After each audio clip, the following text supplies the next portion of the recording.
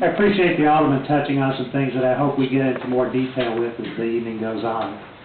This is a big week for my family because tomorrow is the 7th anniversary of us moving into our house in Rogers Park.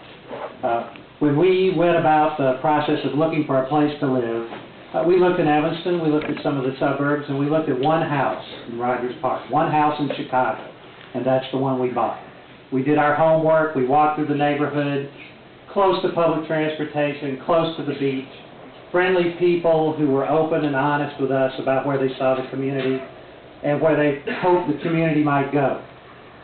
It didn't take very long for us to live here, for us to see that the community is broken and it needs to be fixed. A little more than a year and a half ago, my neighbors came to me and asked me if I would try to fix it. They asked me to run for alderman. And I have spent the last year and a half, I left my job and devoted full time to knocking on your doors, talking to business owners, talking to your neighbors, talking to many of you in this room today, and asking you, is this neighborhood all that it can be, and where would you like to see it go? I spent half my life as a newspaper editor. I worked for one of the largest newspaper corporations in the country, and I came to Chicago as the editor of 4 daily newspapers and a downtown news bureau. Every day for 22 years, I answered to the public. Anything that I had an opinion about was published and there for the public to see and comment on. I've had days where I've had 100 messages on my phone from people in the public, just like you, with a problem, with a question, looking for somebody who could help them come to an answer. I was the editor in Waukegan. That was one of the newspapers that I was the editor of.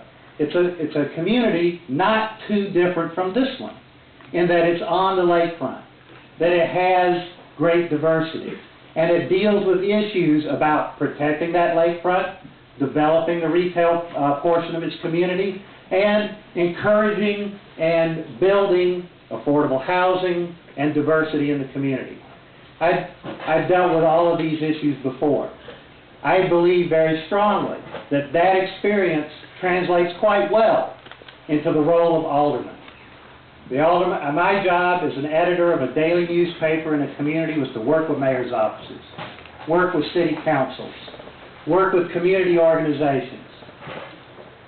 One of the great examples of effective political folks in the country came out of the state of Illinois and came out of the newsroom, Paul Simon. Paul Simon is my role model as somebody who can take what he learned in the newsroom and apply it to government. Now, when we talk about the community being broken, there's some obvious areas that need to be addressed. I've said from the very beginning that education is something that we need to fix here. We talk about the 8th graders that 5 years ago were 3rd graders. 4 years from now, 50% of those 8th graders are not going to graduate from Sullivan High School. That's the graduation rate at Sullivan, 50%. Of the 50% who do graduate, fewer than half of those kids are going to go to any kind of post-high school education. No vocational school, no junior college, no college. We need to address that.